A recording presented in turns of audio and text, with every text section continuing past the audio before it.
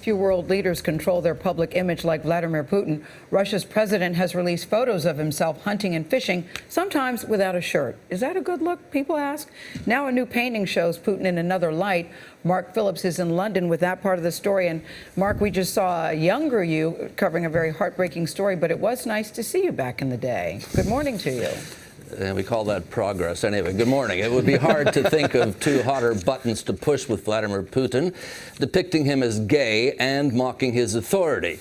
It's just a satirical picture in the St. Petersburg Art Gallery, or maybe it's the latest skirmish between the Russian government and the country's beleaguered gay community.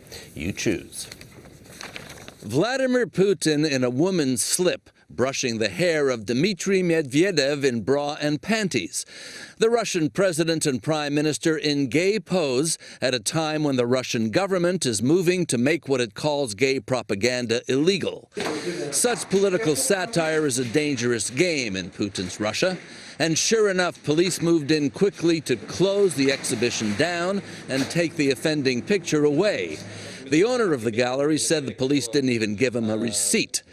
Russia watchers like James Nixie of London's Chatham House think tank aren't surprised.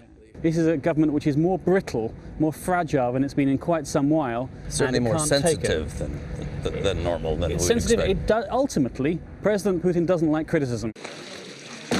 Vladimir Putin has chosen another sort of image for himself: macho man, hunter-gatherer, preferably shirtless.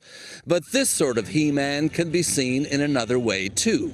It has to be said, and this has been mentioned in many papers recently, there are certain homoerotic themes to some of the publicity stunts that President Putin has done in recent times as well. Thing and the horseback riding, the diving, exactly, anything with a naked torso on it. The exhibition may be closed down, but the image lingers. Of course, closing the exhibit has inevitably given the offending image even more publicity. There are laws in Russia not just against so-called gay propaganda, but against insulting authorities.